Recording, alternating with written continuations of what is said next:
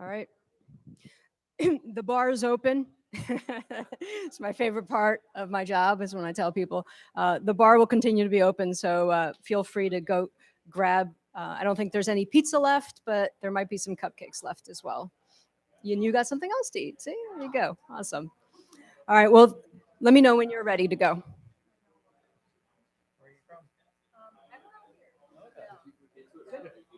All right, welcome everyone to the Hyperledger Foundation meetup. Today, we are live streaming, so hello to those of you who are in virtual access. So thank you for joining us both in virtual as well as in person. Can everyone hear me okay? All right. If I need to be louder, I will. My name is Daniela Barbosa. I am the Executive Director of the Hyperledger Foundation. I also serve as General Manager across the Linux Foundation for blockchain and identity projects as well. Today in our meetup, we're really going to be focusing on Hyperledger, Ethereum, and some future of enterprise blockchain. Recording in progress. I'm going to take a couple of seconds to introduce, for those of you who might not be super familiar with Hyperledger and what the Hyperledger Foundation is, and also talk to you a bit about how Hyperledger has been working in the Ethereum ecosystem since very early on in our history. This is a Hyperledger meetup. I want to thank the Edge and Node House of Web3 folks for hosting us today in this beautiful space. It's been wonderful partnering with them for this event and other events that we'll be doing here at this location. All Hyperledger meetings, meetups, whether you're in person or virtual, we do have all are welcome here, and we have a policy to make sure that we're safe and welcoming for everybody in the community. And if you see something, you should say something to any of the staff members. Staff members, please raise your hand. We got Hart, Montgomery, and David Boswell over there, as well as myself. But hopefully we won't have to worry about that. So all are welcome, and we're really looking for a place where it's inclusive. Once again, I want to thank the Edge and Node folks. George, fantastic work as usual. Thank you for hosting us, and thank you for helping us get this all set. Today's agenda is jam-packed. We got some great speakers, so I'm not going to spend a lot of time talking because the people that make Hyperledger what it is our community members, and you're going to get to meet some of them today. We're going to have Ryan Williams providing an EVM support for Hyperledger Fabric. It's a fantastic new lab that I'm very excited to also see his presentation about. Antoine is going to talk about Hyperledger Besu. He's one of the original maintainers on Besu, a longtime contributor and maintainer in the Hyperledger community, so we always love to hear him talk.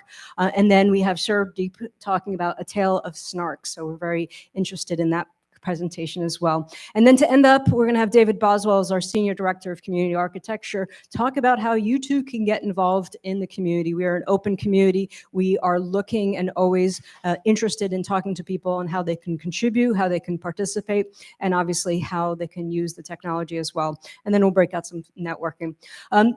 There you go. For those of you who don't know the Hyperledger Foundation, since 2015, we've been the place for enterprise blockchain technologies. And we started, and I'll go through the history a little bit, really with an approach of how enterprises were going to use distributed ledger technology. And there was a lot of interest from many companies early on in 2015. And in 2016, we actually formed the foundation with 23 founding member companies. And today we have hundreds of member companies and even thousands more externally who are supporting the foundation and the work that we do.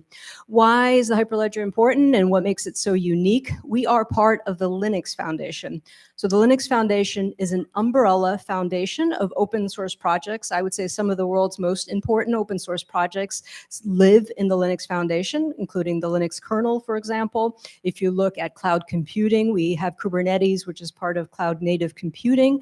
And we really do a range of different type of industry use cases and open source projects. For example, the Academy software Film Academy, the Academy Film Software has open source projects within the Linux Foundation where the film companies came together and basically said, hey, we're not software developers. We want to basically build common software that we can all utilize to make great movies for people to see without having to compete one another at the software level. And that's a lot of the projects that come to the foundation are really companies, organizations, academic institutions who want to partner, who want to collaborate in an open development way, an open governance of the code, so that they can continue, have shared knowledge, working with things, so then they can build their businesses and their government infrastructures on top of these technologies. And they know that long-term, they have a healthy community ecosystem. They have long-term support of their code bases. And we're very proud at Hyperledger to be doing that for blockchain. Today, we have hundreds of member companies that participate, but more importantly, we have thousands and thousands of contributors and maintainers and people who are creating documentation and people who are speaking, like the ones you're going to see today, who are really part of our community, who are a voice and who are contributing to the code bases as well. And we continue to grow. Just last year, we had 22 members join the foundation. We have large government organizations. For example, the Central Bank of France, for example, joined last year. Yep. So it's an open source project, so any company can participate. You can download the code, you can start contributing, you can start participating, you can use and build the, use the code. It's all Apache 2.0 license, and you can build anything and multi-billion-dollar business on top of the code, and it's okay. The member companies are those that join as members of the foundation. It's an annual membership fee, and they join to support the work that the foundation is doing to support the open source projects. You're welcome. Great question, though. So just a brief history of Hyperledger. As I mentioned, since 2015, 23 companies got together and decided that they were going to join and produce a product which is called Hyperledger Fabric, which was the first project in the Hyperledger Foundation. And today we have 13 different projects that are at different stages in graduated or incubated or graduated status. And we also have over 50 labs, and this is a place where innovation is happening and researchers or companies or individuals come and bring their code in order to build, once again, a collaborative community working on those code projects as well. And the evolution of the projects and the communities that we have at Hyperledger really follows how enterprises are using blockchain technology. We started with permission distributed ledgers in 2016, and many of these are still some of the most used DLTs in the world, like Hyperledger Fabric. In 2017, we had projects that were focused on digital identity, and today we have Indy, Aries, and AnonCreds, which are really focused on decentralized identity use cases. And we had other projects, but today we really want to focus on talking about why Hyperledger is here talking about Ethereum. A lot of people don't understand the history of Hyperledger and Ethereum and how far back has gone. And in the beginning, from the beginning, although many people still see Hyperledger as a permissioned private blockchain project, we really understood that there was no blockchain, not one blockchain to rule them all. There was going to have to be a need, and different use cases and different enterprises would require different types of blockchains as well. So if you think about the timeline that we looked at before, starting in 2017, we had our first EVM project, which was Hyperledger Burrow. Since then, that project has been end-of-lifed, but the EVM support came in with Hyperledger Burrow, and even in 2017, that EVM support was being looked at for Fabric and Sawtooth, which are the two permissioned DLTs. And we're going to have Ryan talk about how we're doing EVM on Fabric now, too, as the next talk.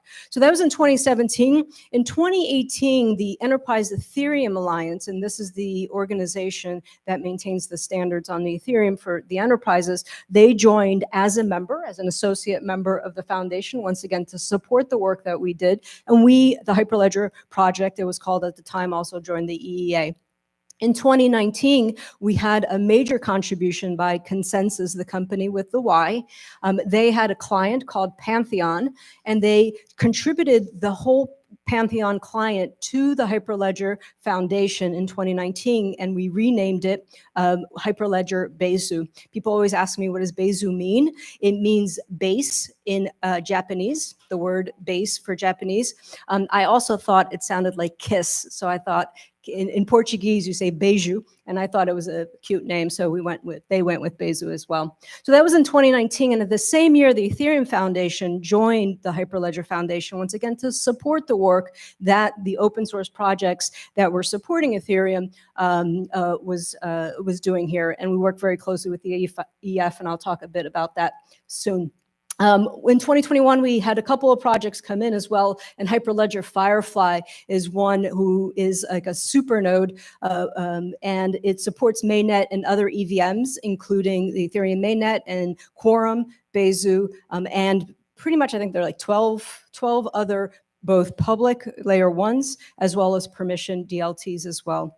In 2022, I'll talk about that in a second. And then the EVM lab that Ryan is going to talk about that just came in this year, which is pretty interesting to see that there is a lot of interest for the EVM in the permissioned blockchain space as well.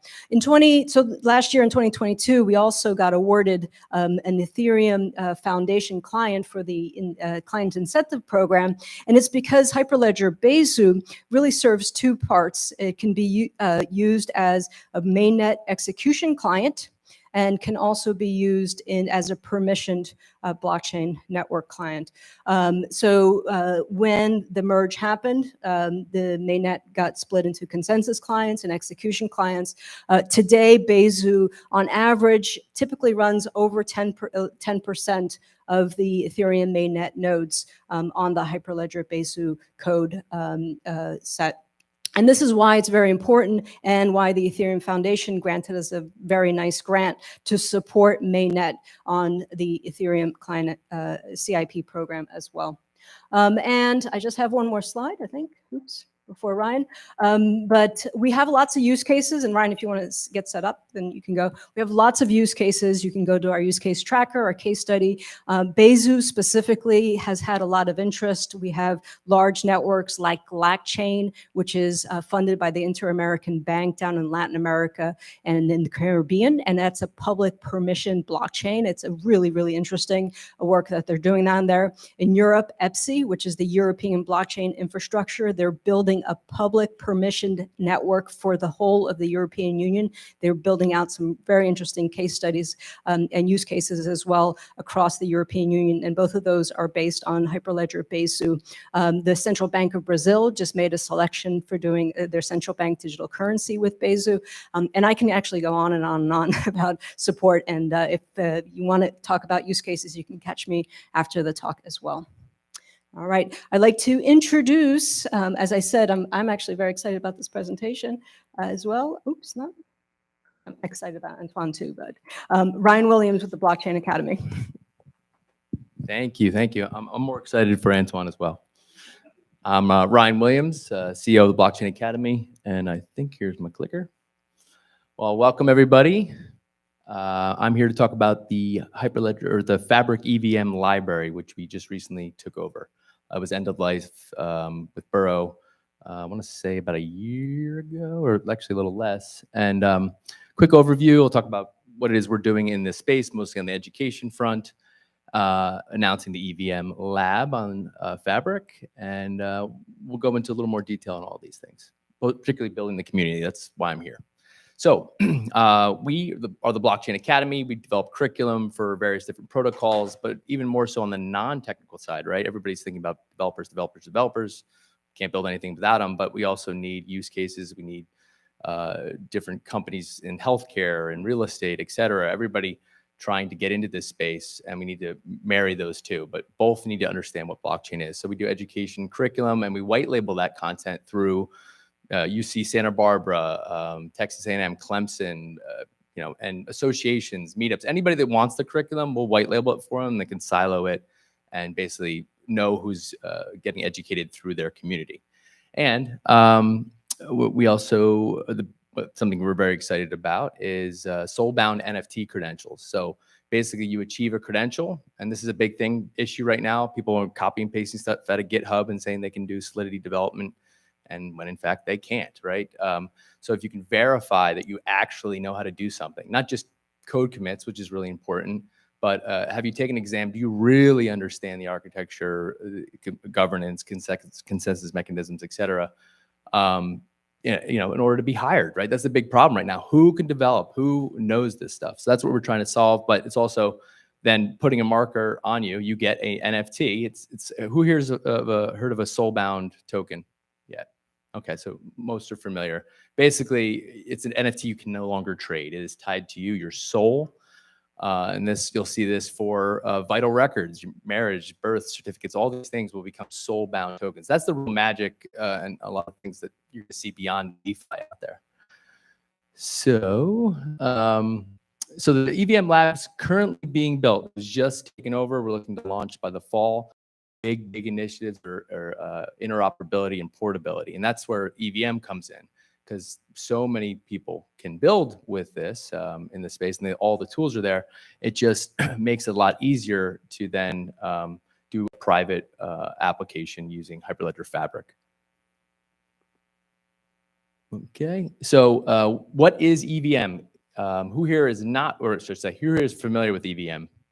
We'd say, yeah, again, about half, maybe a little more. So Ethereum virtual machine is now being used by many public blockchains. And so we're trying to bring it. Bezos uses the EVM as well. And I don't know too many other private blockchains that do it. So I applaud any efforts you've made in that space, Antoine. And we'll maybe hear a little more about that. But we're looking to bring this interoperability and portability to the Fabric blockchain, private blockchain.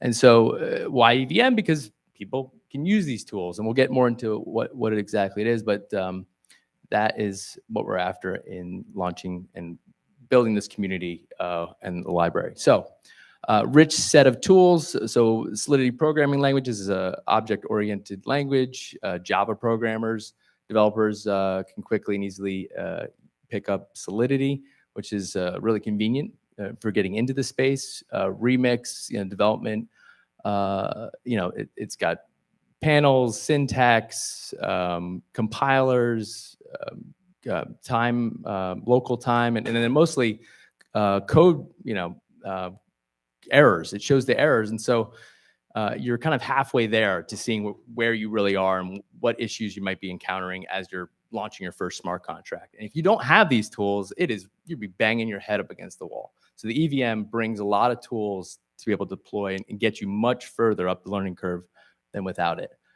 Truffle Suite, also a great set of tools. So we're trying to bring all these tools with the EVM to Hyperledger Fabric and Web3.js, et cetera. So there's just a lot of, you can't beat what the EVM is providing. I'm curious to see if whether or not anything else emerges. Happy to hear if there's any inklings out there.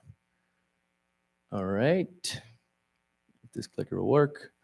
All right, so it's even on Truffle. So here we go. The configuration it still shows, even though Burrow is end of life, you can still find the Hyperledger EVM still listed on the documentation there. So you can actually go and find it. It's port 5000, as you can see. So it is still publicly out there. We're just looking to build the community to mature it a lot further.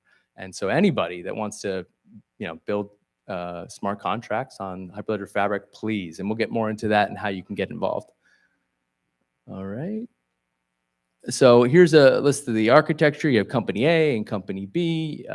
They both have peers, but then you have an ordering peer in order to work together and have that operability. So it is having those smart contracts and private blockchains at company A and company B, and being able to use Hyperledger Fabric and the EVM as a workflow to accomplish it.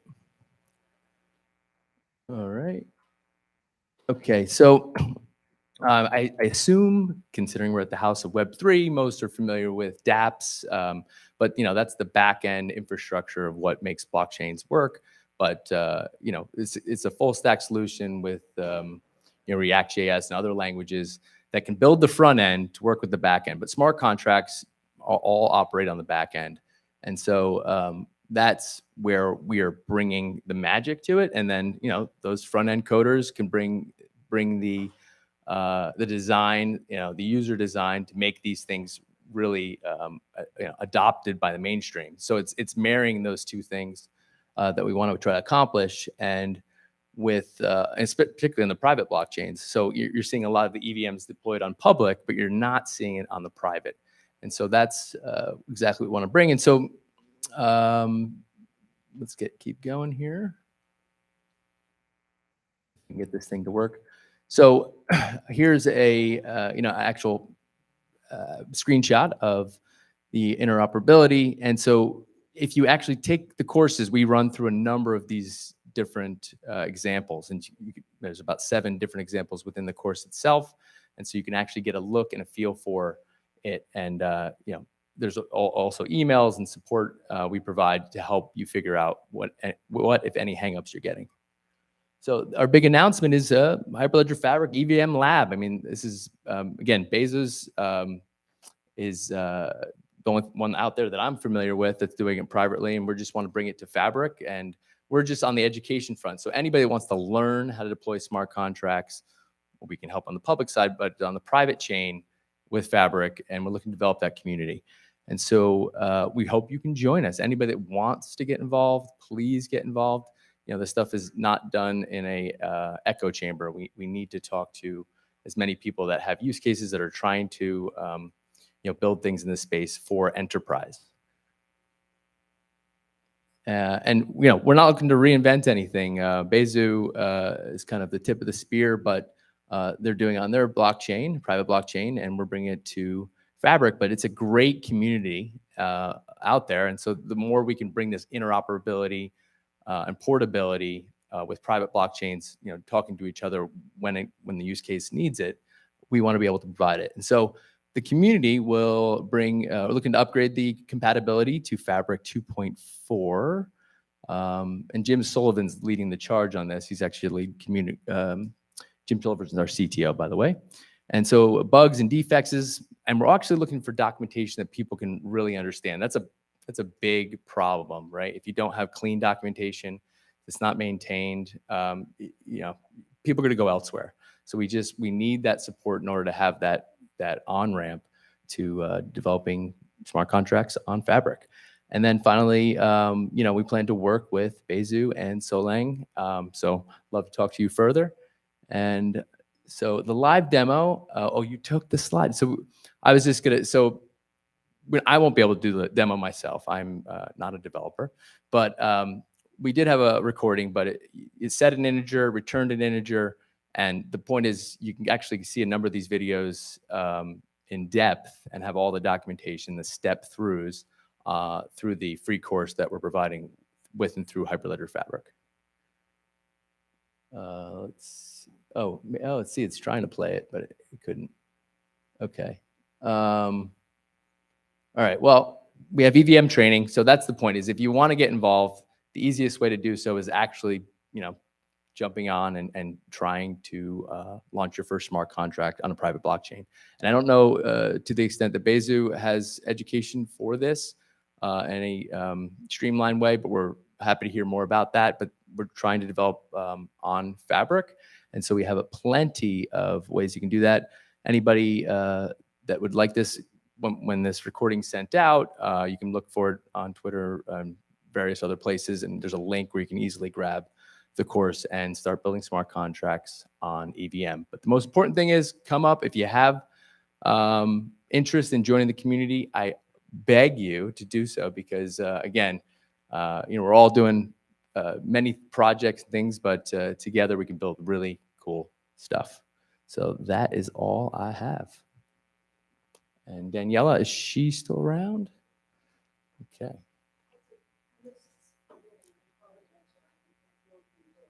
No, all good. Well, thank you, everybody. Thank you. Well, anybody have any questions for Ryan?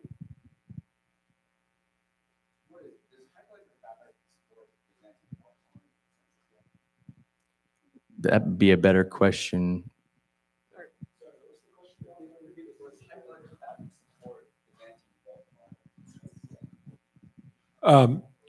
The Fabric 3.0 release, which is supposed to come this summer, will have a modular consensus API that is decoupled from everything, and it will have multiple modes of BFT consensus.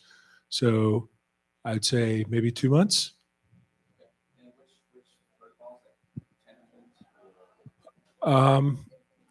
I'm not entirely sure. I think it depends on there's an IBM research team out of Zurich that is doing a lot of the consensus stuff, and it's probably whatever they decide to put in the package. Yep, that I would consider Smart BFT probably one of the likeliest ones. Any other questions? Okay, Daniela. I have a question, and maybe you answered it in the beginning. In regards to enterprises who are very familiar with Fabric and who have been building, networks and solutions for many years with Fabric, why do you see them coming with interest for the EVM? Because, enterprise still wants private permission blockchains, and there will always be a use case for that. And so I feel like, IBM, in fact, donated, obviously, Fabric to Linux, and that's not going to go away. And there's a lot of other companies that are starting to build in this space, and enterprise is where the money flows. And it's one thing to be on the public side, but I feel like, we were talking to Oracle, we're talking to a number of Accentures interested in seeing this happen. So I feel like the use case is there. It just needs to be given support, community support. Thank you, Ryan. All right. And you're sticking around for questions after the fact? All right. And he'll be around for questions. Next up, we're going to have a deep dive. Is it a deep dive, Antoine, that we're going to get on Besu? All right. As I mentioned before, Antoine's been with our community for a long time. I'll let him introduce what his new role is. Well, it's not that new. He's been there for a long time. And take us through what he's got. All right. Thanks. Okay. Thank you, everyone, for being here. I hope to make the best use of those 20 minutes with you. So let's see. How do I use this thing? This is not a good sign.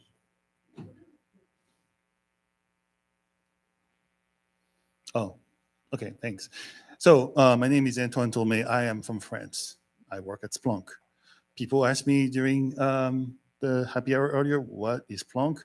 Feel free to look it up. It's a company with 8,000 employees worldwide. IPO'd in 2008. We do everything with data. We deal with logs. We deal with metrics. We are present in most of Fortune 100 companies. I'm pretty proud to work there. It's a pretty awesome place to be.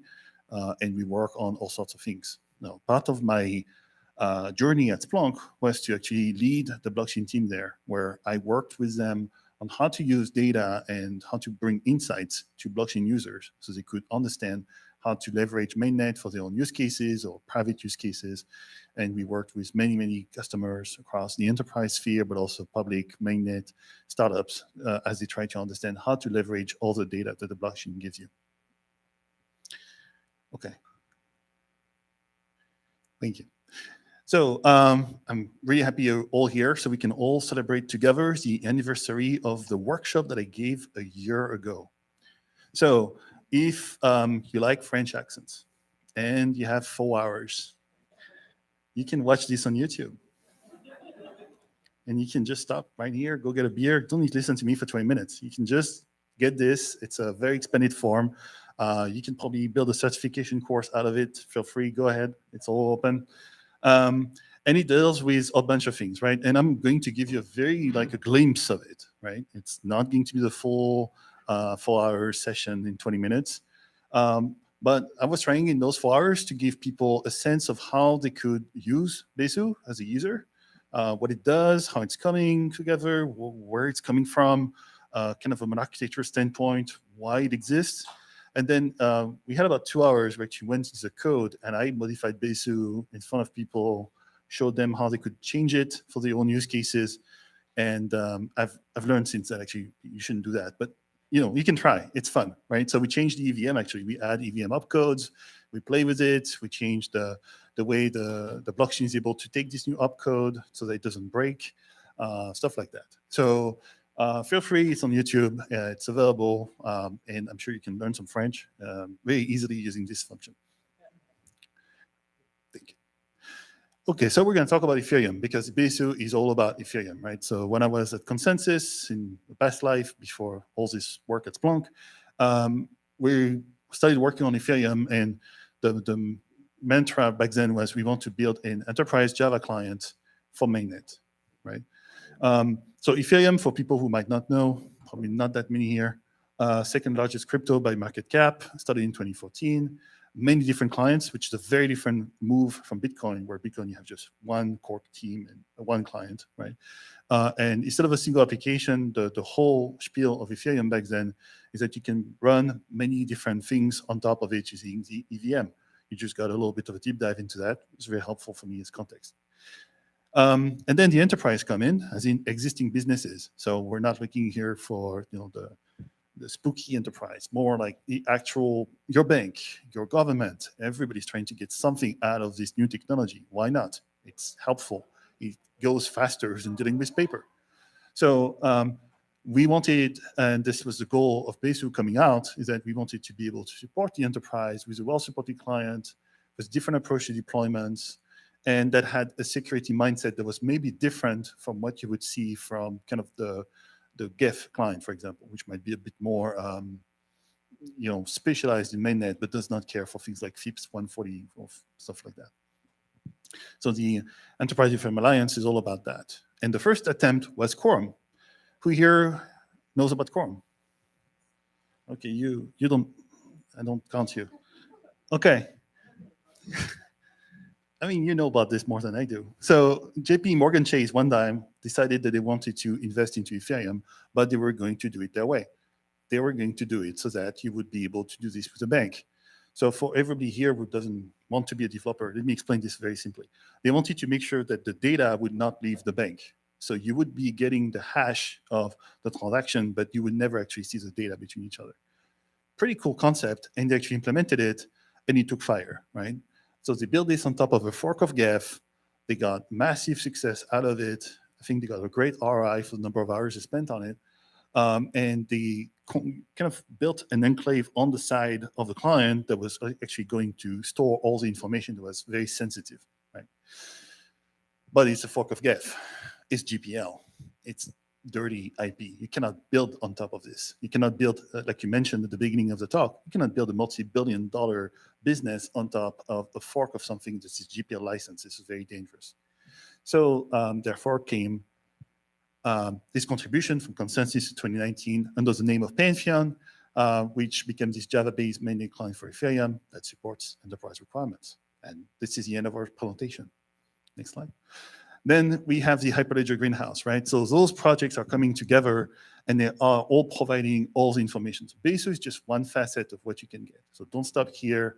When you're home and you've watched my 4 hours YouTube presentation, you may also have free time to go and check out all those projects, which all do really cool stuff. So let's now talk about how this client is coming together at a high level, right? I'm going to talk at a high level. So we're not going to talk about the consensus algorithms too much. I'm sorry about that. And hopefully I'm going to appeal to people who are business-minded, but maybe not. We'll see. We'll try, right? So let's go about the requirements. You want to build an Ethereum client. It's got a few things that it needs to do really, really well, right? So first off, a client is not a client. It's a server, right? It's going into the internet. It's going into other things. It's actually going out, right? It's a peer-to-peer server. It's connecting other clients, but also need to connect back to you. So you're going to need to expose this stuff to the internet so they can get to you, right? It runs as a single process because you really want to make sure that this stuff is running properly, right? And it's independent. Now, this is the crux of all the requirements about blockchain. You don't trust anybody, right?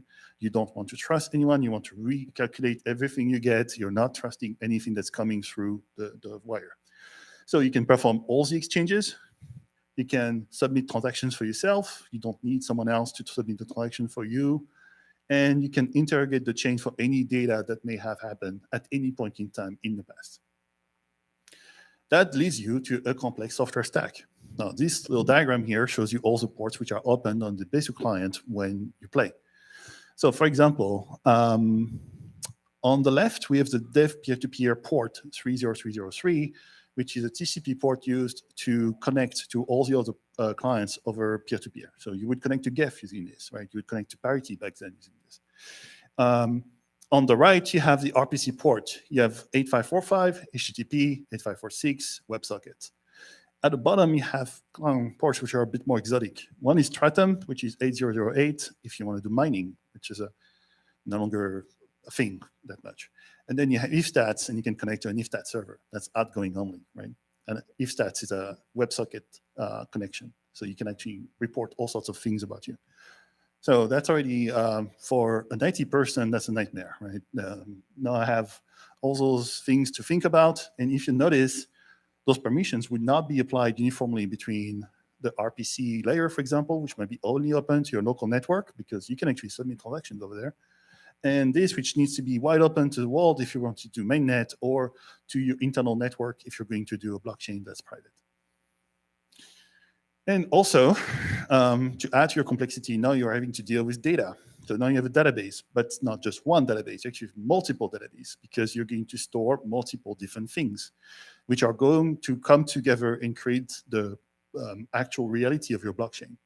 So in the blockchain, you're going to have, specifically for Ethereum, others are different.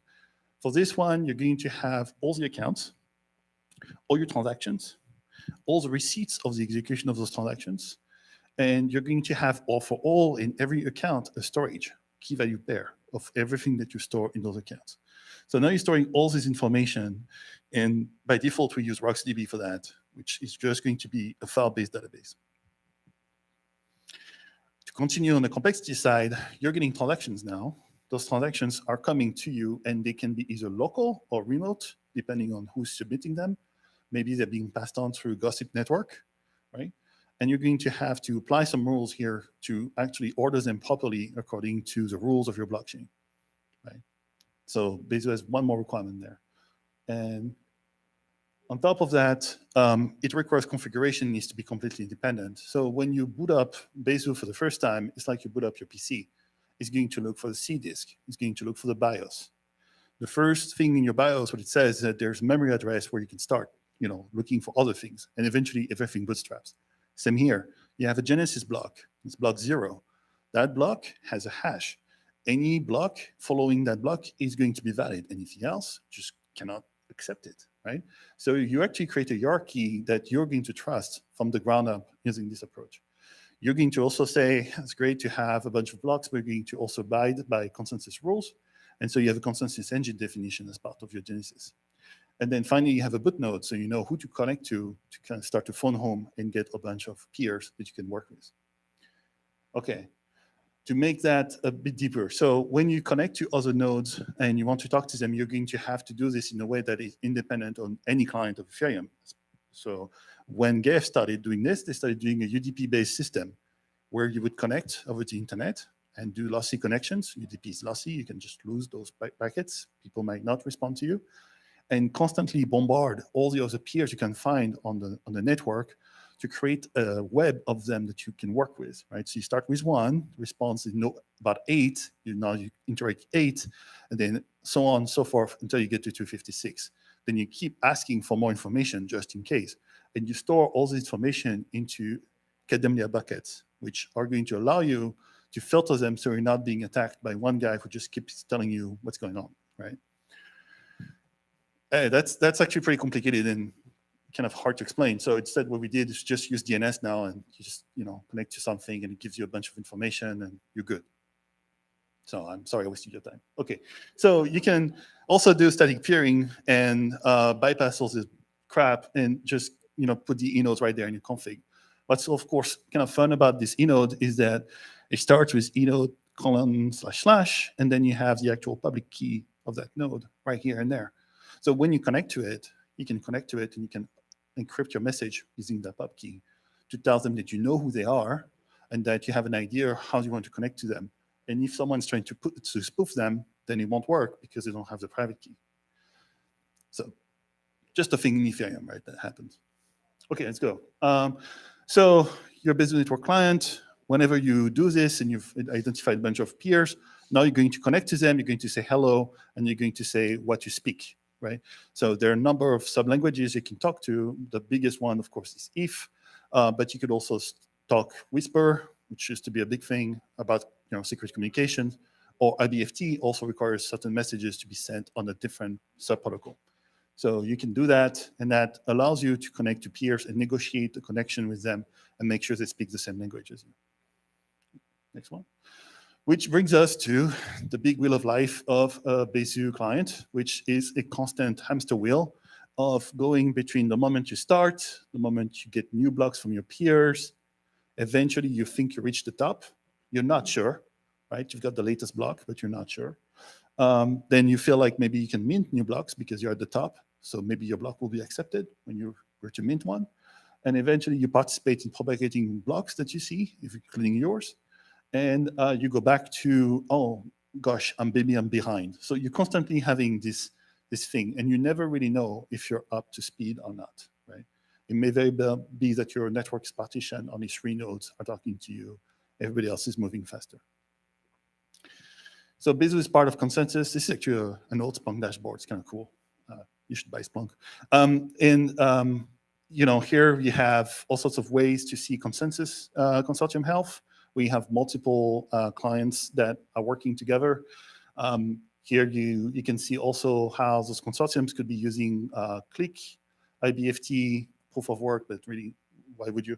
And now proof of stake after the merge, right? So the Besu client has this ability to really manage all those consortiums. And this is kind of an illustration of a consortium coming together where some organizations might be able to also report some metrics and show you how they're doing health-wise. Okay. All right, finally, if you have a JSON RPC server, you can interrogate the chain, you can do all sorts of things, you can understand what's going on. And to do that, you're going to use and bombard your client with a bunch of queries. Actually, most of the time when you do that, you're going to take it down. It's actually that bad, right? And so you're going to use the JSON RPC server for that. Here's at the top a very simple query where you say, I want to see the Web3 client version. And here are all the ways you can go about this. Maybe I'll save you some time today. Next one. So in recap, if you were to look at Besu and trying to do an architecture of this, it looked like it's a monster. It's extremely difficult to manage. And in general, it's a bad idea, but let's go. It's a database. It's a message queue because it's doing lots of transaction pulling, submitting transactions over time.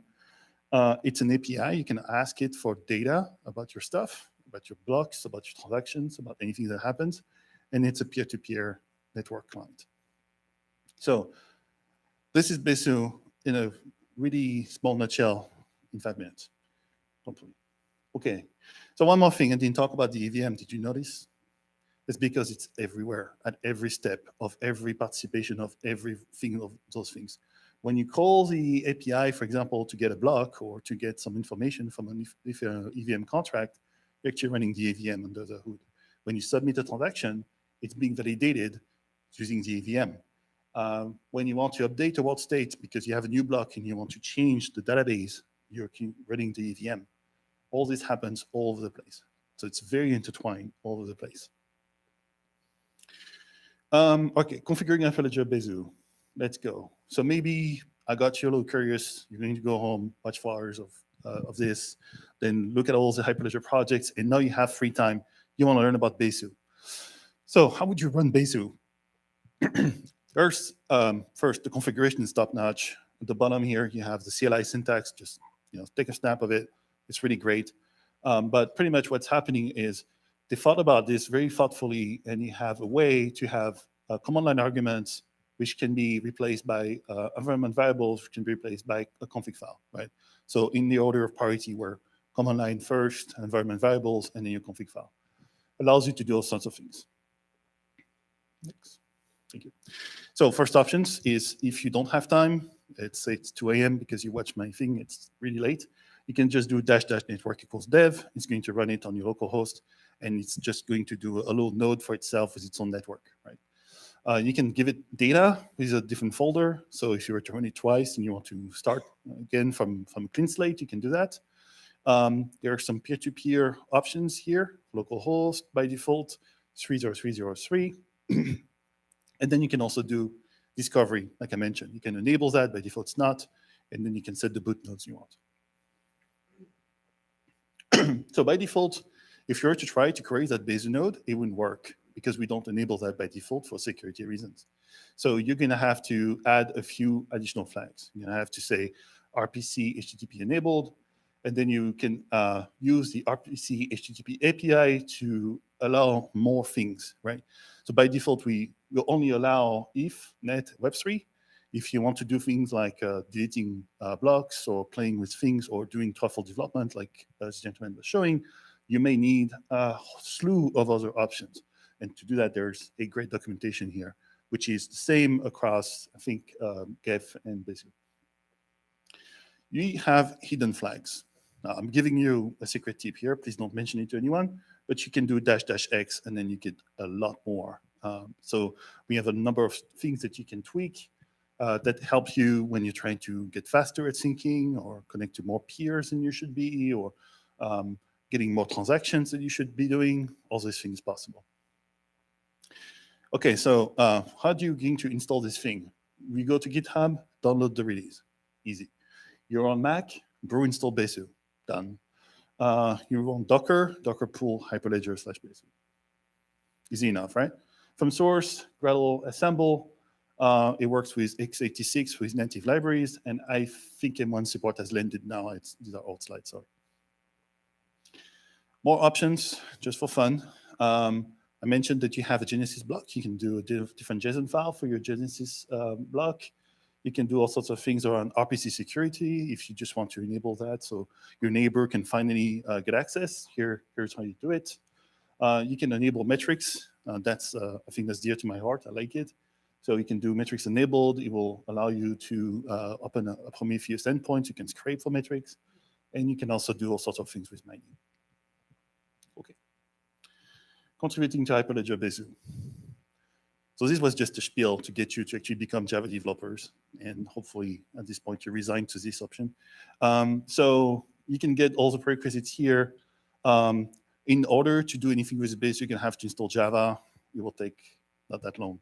Git, Docker Compose, your favorite ID, and you'll need the Besu sources and probably Quorum Dev Quick Start so you can build a bunch of consortiums on your machine. And by default, when you start using Besu, you can do spotless apply and checks, which are just very simple things you can run against your code base to make sure that everything is up to snuff and that you're not going to have linter issues. This catches like 99% of Java common best practices. Ask me how I know this. And then the Hyperledger Besu layout itself is a Gradle project. If you're not familiar, Gradle is one of those build tools that's kind of become very ubiquitous with Java. It contains both the sources and the distribution logic. So it contains all the way to the Docker file. So no other repos needed. And we even centralize all the versions of all the dependencies in one file. So if you're in security minded, you can go read that and you'll know exactly if you have CVEs to worry about or not. So you want to install it, you want to run it, Gradle W assemble, very easy. The repository itself is made of modules, and so you're going to need to see different modules that do different things. We code, the main code is under source main Java. This is a Gradle thing.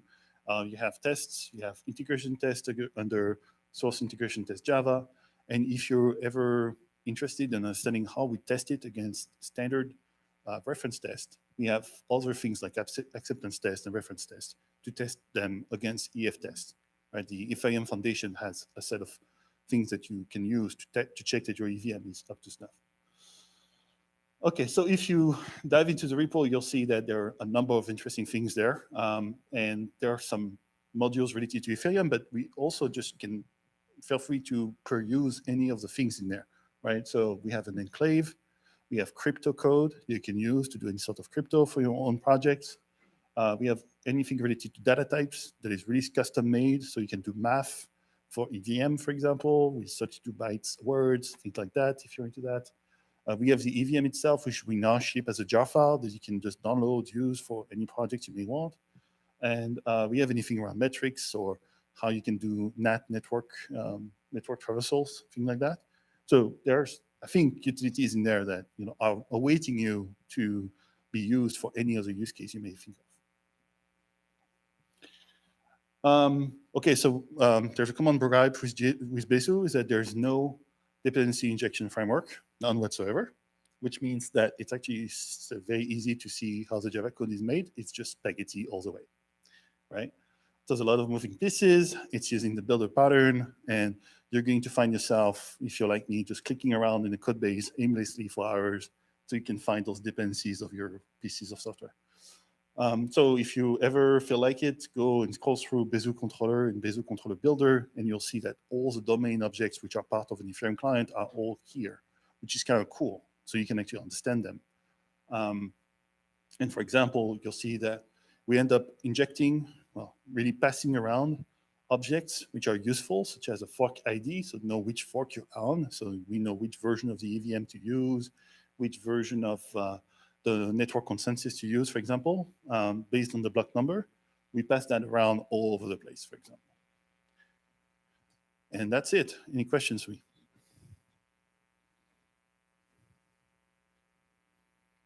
Yes.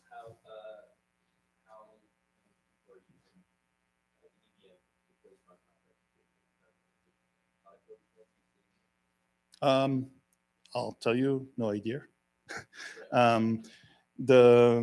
To deploy smart contracts, which is a different thing, right? So to actually run it against mainnet and deploy using them, I think you want to go with Daniela's answer there, which is that about 10% of the nodes of mainnet are actually using Besu apparently for hosting. So that's probably going to be the number you can go with in terms of transactions. Yeah. Yes?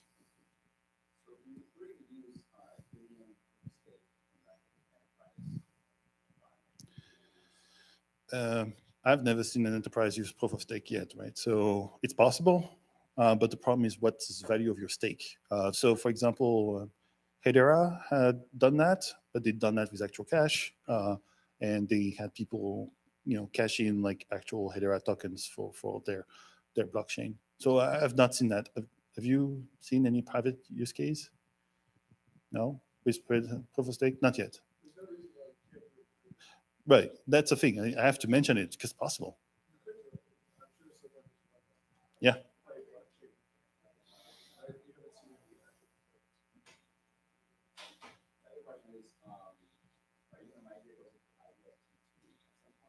I think we did already.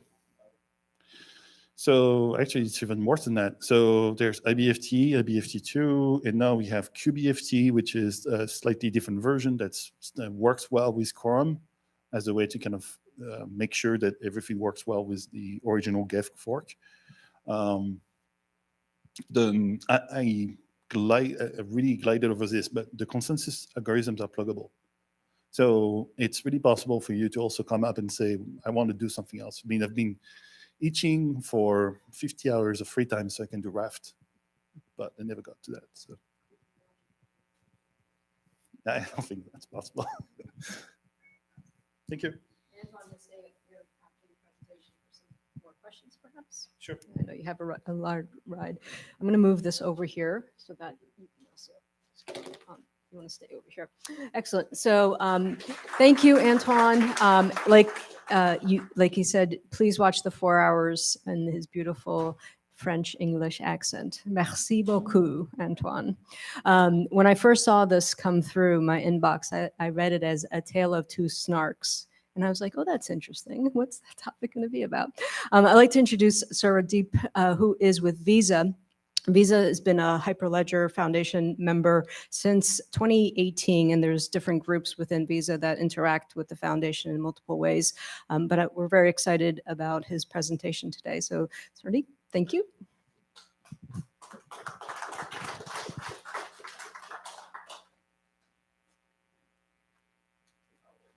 Maybe this does not work.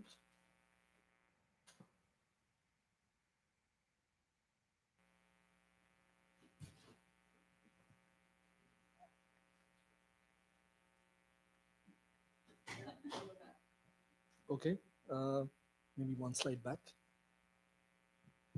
Right, so these things does not seem to work. Hi, just to introduce myself, I'm Shubhradeep. I'm a research scientist at Visa Research. So this talk will be a little technical, but I'll try to keep it at a high level. So my talk will be about Tale of SNARKs. So maybe people have heard about what is a SNARK. So zero knowledge proofs, right? But with some additional properties. So we'll try to understand what is a SNARK, how is it being deployed in and how is it being deployed to do private transactions on public blockchain. And finally, I'll conclude the talk with some of the efforts, research efforts that we're doing at Visa Research along this line. Okay, so, well, this is certainly not an imaginary animal from the poem of Lewis Carroll. So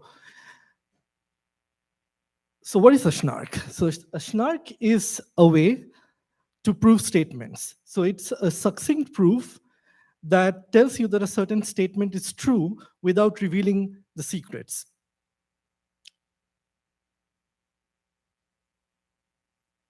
For example, I might claim that I know a message M such that SHA-256 of the message is equals to 0. So this is a cryptographic hash function. And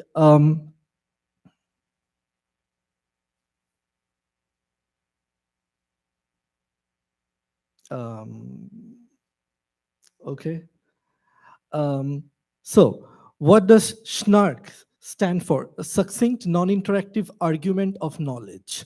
So what a SNARK lets you do is that, so you have the message M that you don't want to give out publicly, so it's your secret, but you want to prove that the hash of this message is 0. So a SNARK lets you output a proof which is very short, so it's succinct, and it's very easy to verify.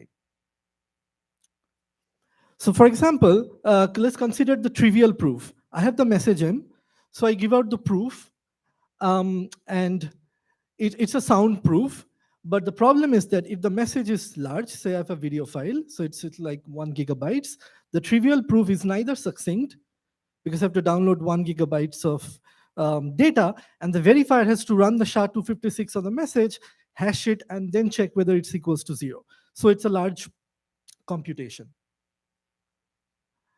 So, so for SNARKs, what it lets you do is that the proof will be kilobytes long, so it's not gigabyte, and the verifier runtime will be few milliseconds. Okay, so an additional property that you'd want from a SNARK is zero knowledge. That's called a ZK SNARK. That basically says the proof does not reveal anything about your message M. Right, so what are the applications of ZK SNARK? So it has a lot of applications, and it's an interdisciplinary tool. So it has a lot of applications in computing, but ever since like blockchain kicked, so ZK SNARKs has a lot of compelling applications in blockchain. So for example, I'm gonna list a few. The first is doing private transactions on a public blockchain. Like there are apps like Tornado Cash, Zcash, Ironfish, that basically lets you transfer asset from one person to another, but like to an outsider, they can verify that the transaction is valid, but they will not know what is the content of the transaction, how much money I transferred, what's from what wallet to what wallet. So everything remains private, but you get the guarantee that the transaction was valid. And you also can use ZK SNARKs to launch decentralized apps on blockchain, like this company Elio is doing. So basically, it's like a way to run smart contracts such that the code of your smart contract is hidden, and everybody can basically get convinced that what comes out of the application is correct, but the code of the application, there is a business logic, is hidden. Okay. So another compelling application is zero knowledge in compliance. So for example, an exchange might want to prove that it's solvent, meaning that it wants to prove that it has more assets than obligations, but it does not want to reveal assets to a third party. So I don't want to give out my financial information. So naturally, zero knowledge proofs is a way to give a proof of solvency. Another application that might sound like a science fiction for now, but hopefully it's not too far in the future. It's like combination of zero knowledge proofs and blockchains. And hopefully in the future, we should be able to prove that we paid our taxes correctly to the tax authority in zero knowledge, because we don't want to give out our financial information to the tax authority. And finally, I want to stress on scalability. You might have heard of ZK rollups. So instead of verifying all the transactions on chain, so I'm going to batch the transactions, and finally give you a succinct proof that you can verify on-chain. So the verifiers will basically take this small proof.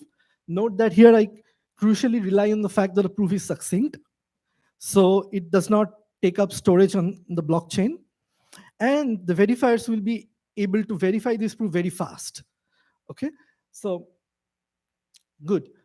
Okay, so now that we are convinced that why this creature is important in the blockchain space, let's try to dig into the details a little bit.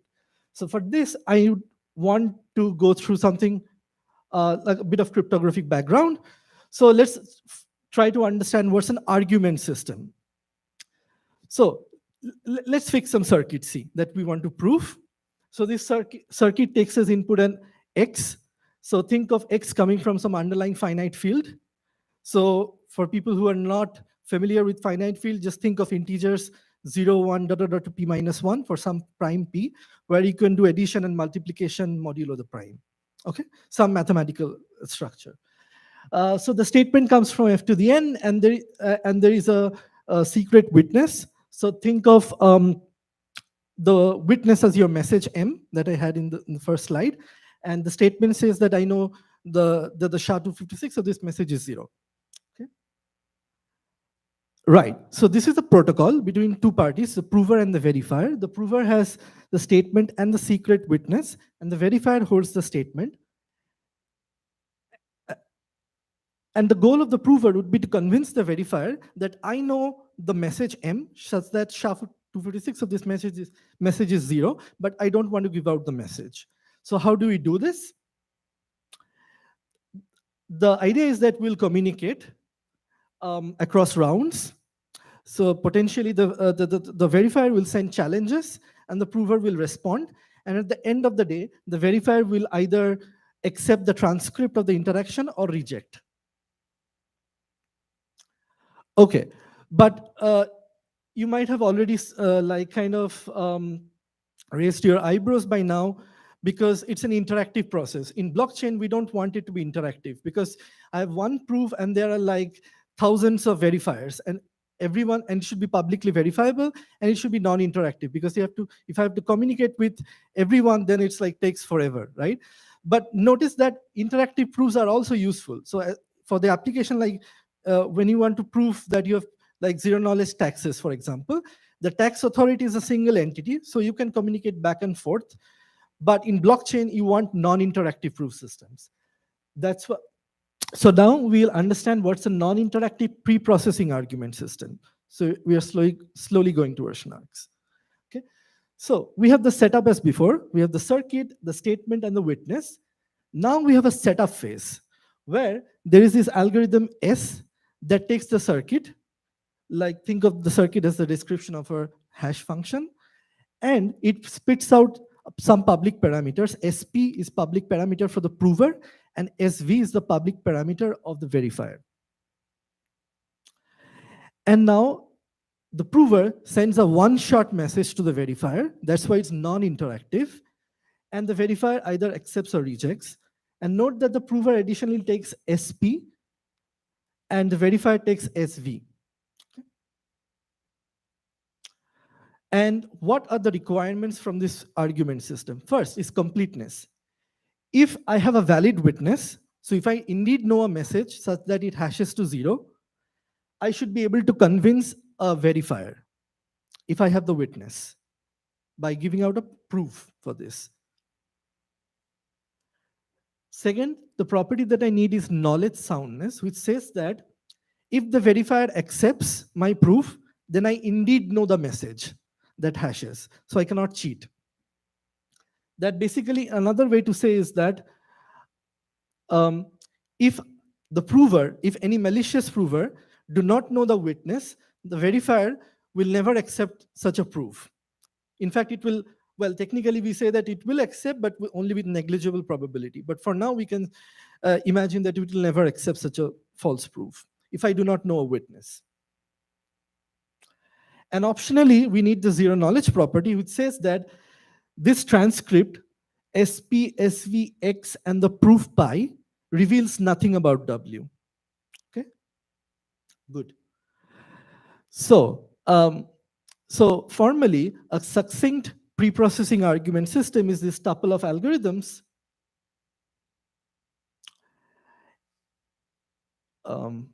Yeah, and the main property that I want to stress here is succinctness. Note that the proof that comes out should be short. So in particular, the length of the proof is logarithm in the size of the circuit. So the circuit can be gigantic, it can have millions of gates, but the size of the proof is tiny, tiny. Okay, it's just log. So if it's like 1,000,000 gates, the size of the proof is like 20 bytes, something like that. Okay. And you can ignore the lambda for now. It's a security parameter. It's a technical reason why it's there. And the verification should also be fast. Well, the verifier, additionally, the running time depends on the size of the statement, because if I want to verify something, I should at least read it, the statement. So, but the important part is that the verification time is also quite small. It's logarithm in the size of the circuit. Yeah. So in effect, what's happening here is that, well, the verifier, why we need this pre-processing step? The verifier does not have the time to even read the entire circuit. So how can it verify? So it turns out that this SP and SV, these are basically short summary of the circuit. So the verifier takes this SV, right? So we can think of it as like it takes a circuit, squeezes it into a very short digest of the circuit that lets you verify in very, very, very short time, okay? Which otherwise was impossible because you have to at least read the statement and the circuit to verify. But that's the magic which happens here because of the pre-processing, right? So what's a SNARK now? A SNARK is an argument system that's pre-processing based, that's complete, knowledge sound, and succinct. And additionally, if you want zero knowledge probability, that's a ZK SNARK. Okay, so that's what a ZK SNARK is. So let me go over the trivial argument system again, which I said that the prover just sends the witness, W. So the prover just sends the message to the verifier. Why this is not a SNARK? This is because, one, I might want to keep my message secret, so it does not satisfy the zero knowledge property. Second, it might be the message might be too long. As I said, the message can be 1 GB long, but the proof should be short, so it does not satisfy succinctness. And third, the verifier has to run a long time because it needs to read the entire circuit and then check. So in our case, it needs to hash all the things and then check whether it hashes to 0, which is too expensive. Good. You can advance one more slide. Right. So for this proof system, if my witness, think of the witness W as bits, right? And so the size of the proof and the verifier runtime is just log n, which is remarkable. So if n is of the order of 2 to the power 30, right? So the proof is just 30 bytes. And the verifier running time is also of that order. So it will be of the order of a few milliseconds, so which is amazing. Right. So for the interest of time, I will skip this slide. So this basically tells you, so as I said, there will be a setup phase that basically takes a circuit and squeezes it into a small summary. But the point is that what is the trust that we need from this setup? It seems that someone trusted should be there and who does who can summarize this circuit.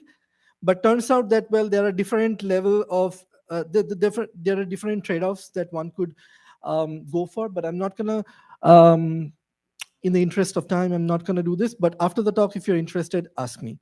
Okay. So I'm gonna skip this slide. Good, but I'm gonna show some figures. So what are the most commonly used SNARKs that are used in the blockchain space now? The most familiar, the most used is Groth 16, which is due to Jens Groth from 2016. The proof is of the order of 200 bytes. And the verifier runtime is around 3 milliseconds.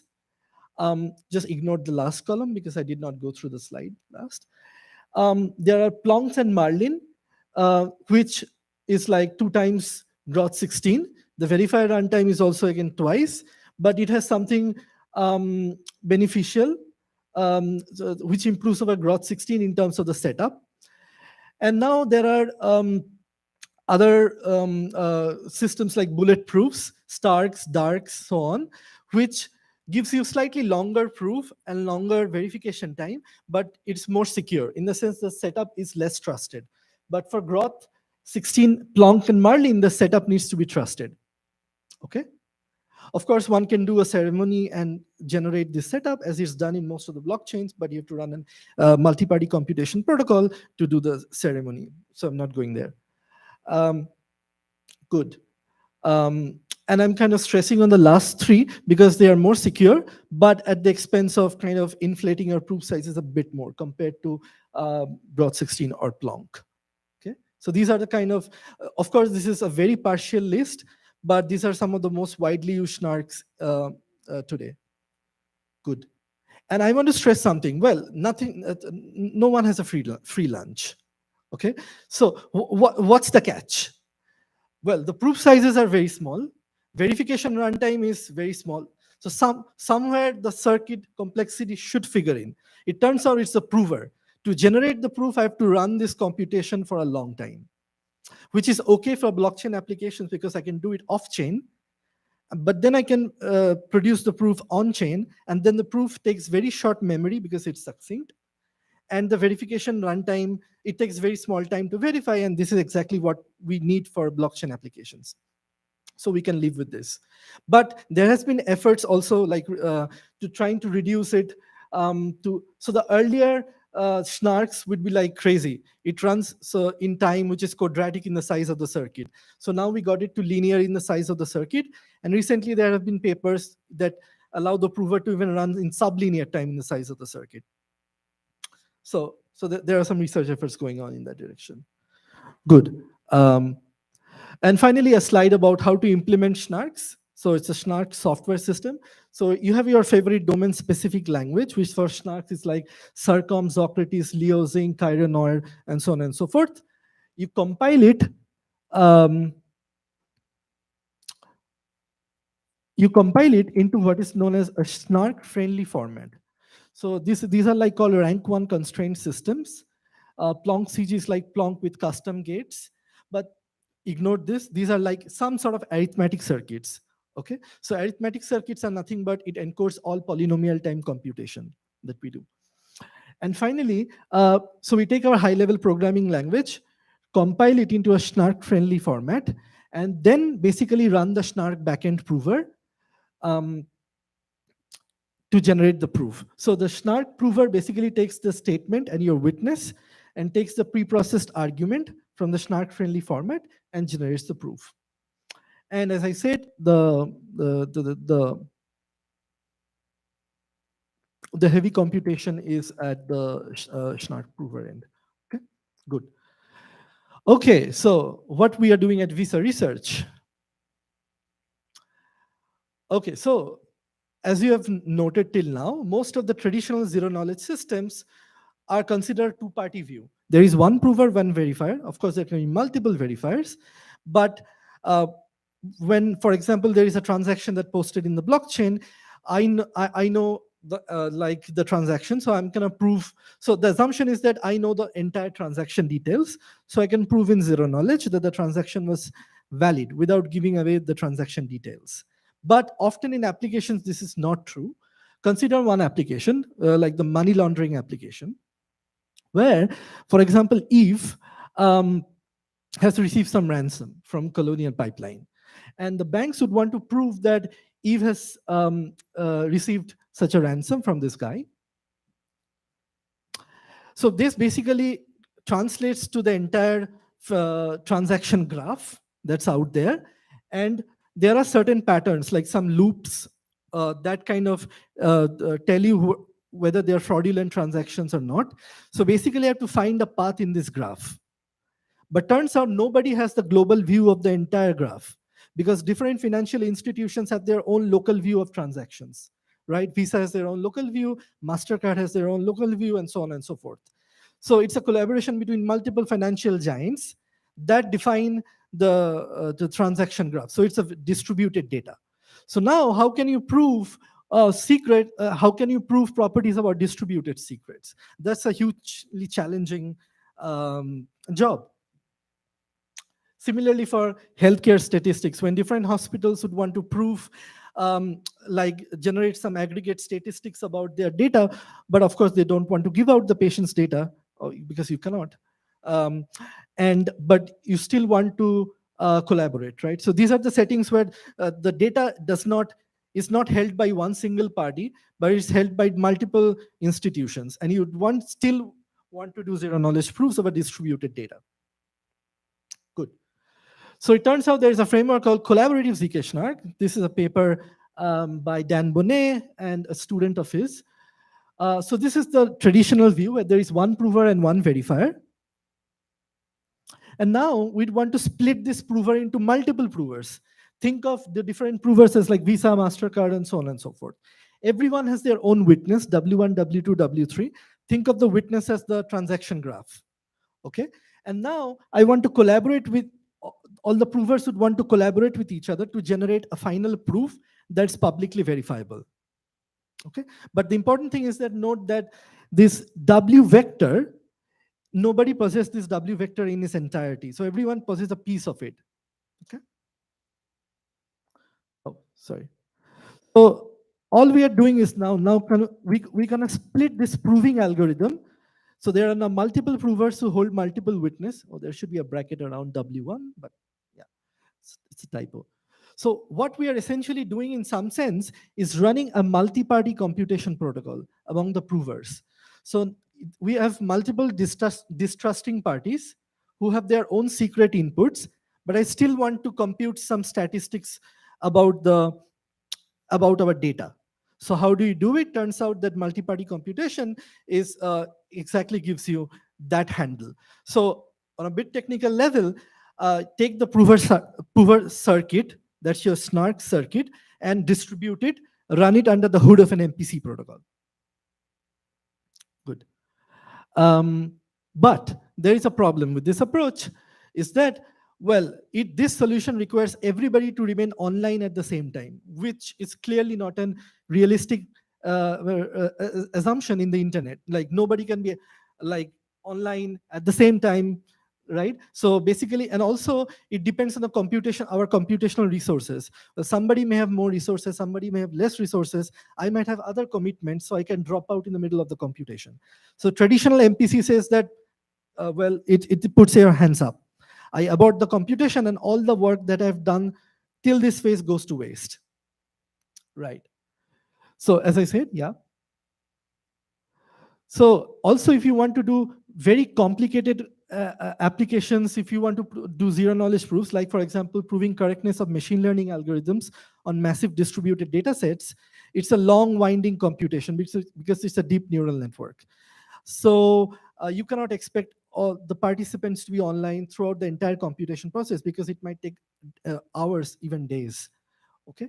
So the question that we ask is that, can we design collaborative zk-SNARKs where with dynamic participation? So I can join the protocol at any time I want. I can drop out. And is there a way to kind of take the computation from one stage to another stage and design such a protocol? So this is basically one of the main problems that we at Visa Research are working on. I'm not going to bore you with the details here, but basically, believe me, it can be done. So we call it fluid collaborative zk-SNARKs. So the term fluid because participants can be fluid. I mean, I can come into the protocol, join at any time, leave at any time. Okay, there are some technical restrictions, of course, but majorly it can be done. Good. And I want to stress that this actually results in a weighted, privacy-preserving distributed computing system. Why weighted? Because it depends on the resource. If I have less resource, I will just participate in one stage, drop out. If you have more resource, you can utilize it and stay in the computation for more time. So you can basically use this to get what we can call ZK SNARK as a service. It can be a paid service where there will be a client who delegates the computation to multiple servers. The servers can do their computation at their own will, so it's a voluntary network. So if I have enough resource and free resource, I can join the computation, else not. And I can use this like a ZK SNARK as a service framework. So yeah, so there is a huge potential here. So with this, I would want to conclude the talk, and I'm open for a question. And I want to say that many of the slides are courtesy Dan Boneh, who is a professor at Stanford. And if you want to learn more about SNARKs, this is a fantastic area of research. Many exciting things are coming up. This is kind of like a power horse in the blockchain ecosystem. And it's also people who are like, love math, like me. Do definitely look up this course. It's a zero knowledge MOOC that's given by many professors: Dan Boneh, Shafi Goldwasser from MIT, Justin Taylor, and many others. It's a fantastic resource. Do check it out if you're interested, and open to questions.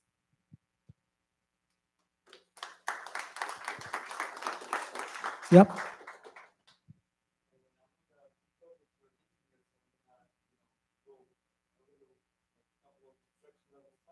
Mm-hmm.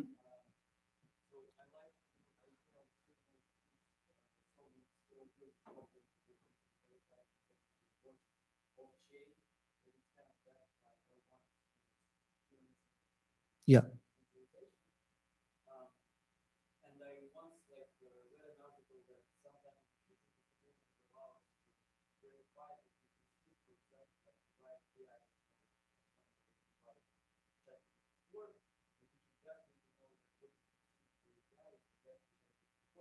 Yeah.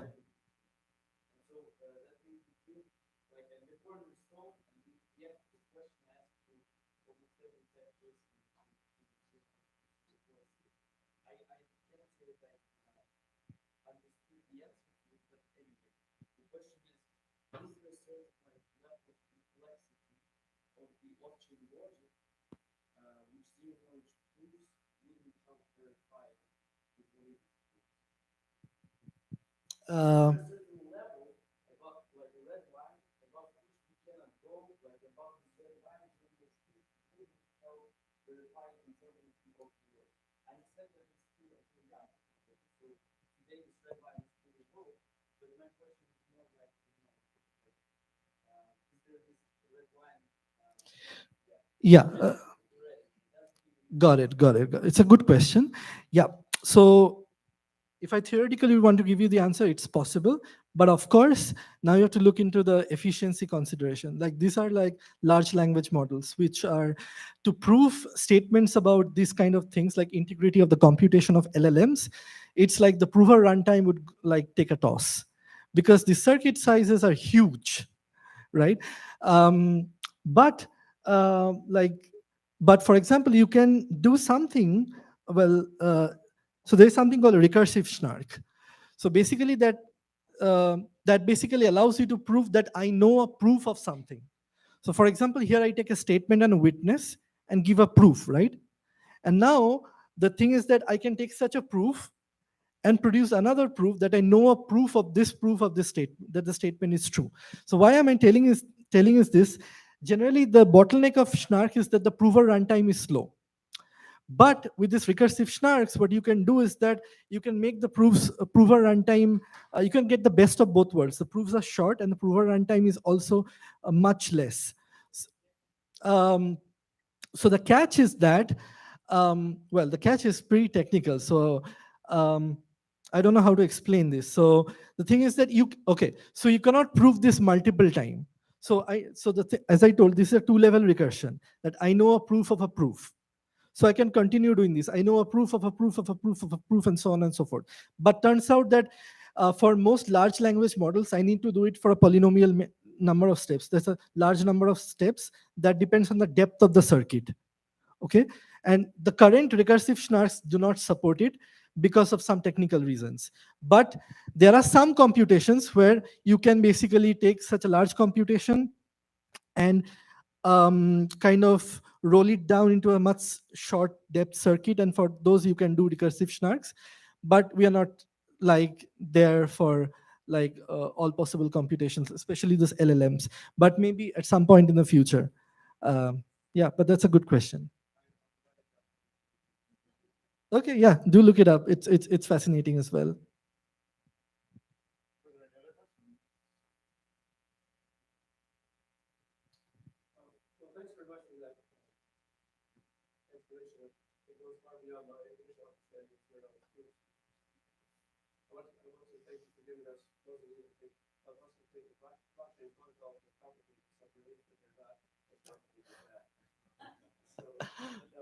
It's getting better. Yeah. I'm curious, is the intent for this type of fast and succinct proof, given it's coming from your organization, is it more for verify the type of transactions that you normally do in your application, or is it trying to solve more general problem? It seems to me, obviously, the succinct aspect of it is for a very fast transaction, the type that you might want to be included in a particular transaction using that. Mhm. Is that the main intent of why you're developing it? Yeah, so basically the main reason why we want SNARKs and not any general zero knowledge proof is because of the, as you said, the succinctness and the extremely fast running time to verify.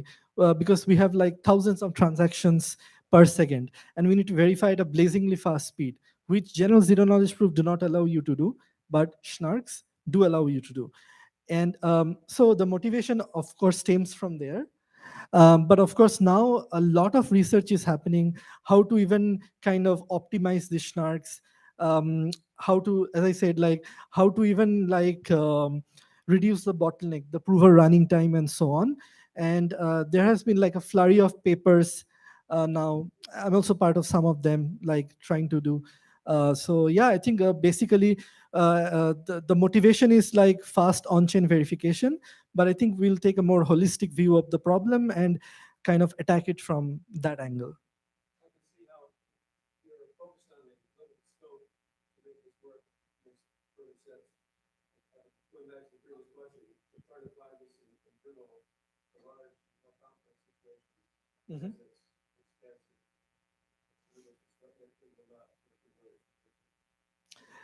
Yeah, for this, I guess I have to wait some more years to see.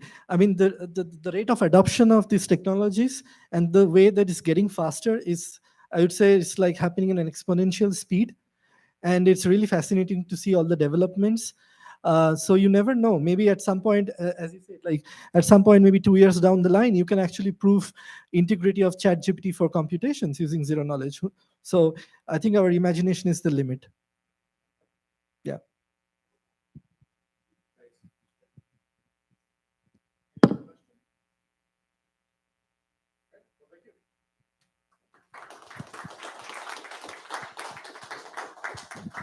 And thank you everyone for coming out tonight. I'm going to be brief. I want to make sure that you still have time to talk to the speakers and network with each other before we need to leave tonight. But I did want to just say a few words. My name is David Boswell. I work with Danielle and Hart at Hyperledger. My role is to help people get involved in the community if you're interested in doing so. So anything you heard tonight about the EVM lab, about Bezu, about ZK SNARKs, if you want to get involved, we're an open source community, which means that you're welcome, you're invited. Come on in and connect with the people here, connect with the people on the community all around the world. And I just wanted to say just a few minutes how to do that. So again, if you want to get involved, we welcome you to do so. Sorry, there we go. And we want you, an open source community. If you have an open source community and people don't get involved, that's not much of a community, right? So we exist because people have stepped up and created the tools that we talked about today and are doing all the things that, are happening in here. And it wouldn't happen if people didn't show up. So we do want you to get involved. And Hyperledger is 100% open. Everything that we do, public, accessible, you can show up. And I'm going to show you really quickly how to do that. First off, if you've not been involved in an open source community, I just wanted to say a few words about why you would do that. It's not necessarily obvious why you might want to get involved. So just to say a few words about that. One is if you're building something, you can accelerate your work by working with others, right? It's one thing for you to be on your own at your house or in your own company working on something, but if you want to go faster, there's a whole world, a literal world of people out there who might share your same interest, and you can work with them if you want to collaborate in an open way. And you can learn a lot from people. You heard people today talking about their expertise. So if you want to learn from others who really know this information and technology on a deep level, get involved in the community. You know, that's a mentoring opportunity, a learning opportunity, just to be here, be at these meetings, be online, be in the calls, you know, take part in the community. You will learn a lot.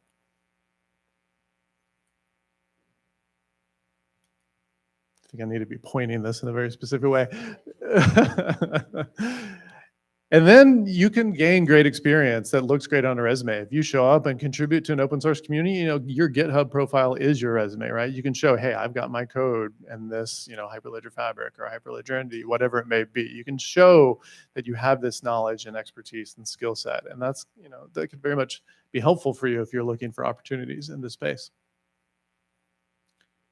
And again, tap into a worldwide group. You know, we're here in San Francisco today, but we have community members all over the world, and we have a huge huge number of organizations. This is just one glimpse of the community. These are the different organizations that are members in the community.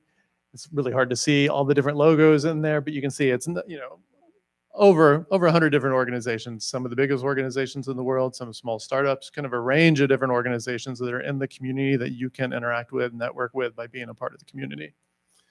And then again, individuals, this is one of the meetups that we have all around the world, but we have over 180 groups in 80 countries all around the world. So if you're interested in seeing what people are doing with this technology in Brazil or Africa or Europe or wherever it may be, again, you know, getting involved in the community will allow you to connect with those people who are all over the world and as part of Hyperledger. So those are some of the reasons about why you might want to get involved in the community. So how do you do that? If you've never been involved in an open source community before, it might not be very clear exactly what do I do, how, you know, what, I'm not really sure what I'm supposed to do. What does that even mean to be involved in the community? One thing is just show up and listen, right? I mean, I call it here, feel free to lurk, right? That just means go to an open call, go on a mailing list, go on Discord and just listen to what people are doing. There's no need to necessarily do anything. You're just kind of seeing how the community operates. That's a really good first step. And then don't wait for an invitation. I'm happy to give you an invitation, but don't wait for one. If you're interested in Bezu, because Antoine talked about it, show up on a Bezu call, right? Nobody's going to say, why are you here? They're happy to see you there. So you don't need to wait for an invitation to do anything in the community. And then lastly, on this slide, Daniela referenced it earlier, but if you're concerned about what would it be like to be involved in an open source community, read our code of conduct. We take it very seriously. We make sure that if you are involved in the community, you're going to be a part of a professional, safe space. So, we have a code of conduct, we enforce it, we take it seriously. And if you're curious to see what it says, it's online, take a look and, read it and understand how we've, set up the community. I'm not going to go through this. We'll share the slides for everybody who registered. But, if you're, again, interested in getting involved in the open source community, all sorts of resources online about how to do that. And then Antoine and some others referenced this, but we also, part of the role of the Hyperledger Foundation is to take the code that's being developed by people all around the world and then help people use that. So one of the ways we do that is provide training. We have a lot of resources online that you're welcome to take a look at. We have a lot of material that, Antoine referenced the workshop he had done earlier. We have meetups that hit just like this, where we talk about things. All this material is recorded and available. If you're curious, go to our YouTube channel, go to our website. All that information is available. And then again, you don't need an invitation. It's all out there. But if you'd like an invitation, we would love to see you in the community. Hopefully this is the start of a conversation with you, over time. And we would love to see you, at future calls, future meetups, future activities. Yes, is there a question?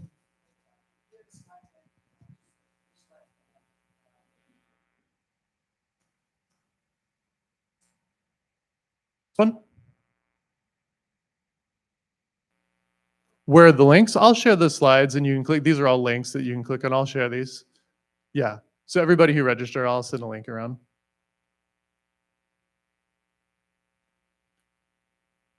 Sorry. There we go. All right. And again, I'm not going to spend a lot of time on this because I want us to have time for the last, 20, 30 minutes we have in the meetup. So I'm not going to go into this in a lot of detail, but just to share that we have a set of tools. Our community operates with a set of tools. Again, if you want to show up and start using them, please do so. You don't need permission. All these are open, accessible. You don't need a permission to do anything on these tools, but we operate as a global community. Obviously, not everything we do is obviously in person, so a lot of what we have to do is online. So we have a lot of online tools. We use Discord for chat. We have mailing lists. We have all sorts of different things. Again, you're welcome to start using them. And just to point out some of the resources, again, Antoine covered some of this earlier in his talk, so I won't go over this, but we do have, if you're interested in specifically some of the things that got covered today, there's a lot of information about Besu. We have a series, Besu, as many projects in the community. They make it easy for people to get involved. So if you were wanting to contribute, for example, there are what's called good first issues, which are easy places to get started. So take a look. The community members want you to, show up and take a look at those and grab one and contribute to those. So see what's there. And again, this is your invitation to take a look at those. And then we also talked about one of the Hyperledger labs. That's available. That's information that is on our website. You can go and take a look at.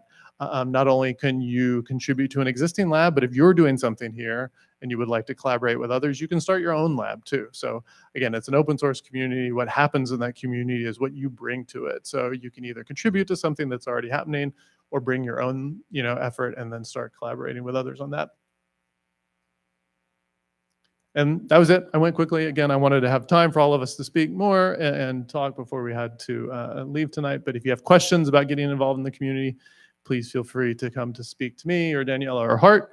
And if you have any questions about any of the speakers who spoke earlier, I think we're all still here. And I think we've got, 15, 20 more minutes or so? Great. So thank you again for coming tonight. Please feel free to stick around. And if you have questions for me or anybody else, let's talk over the next 20 minutes.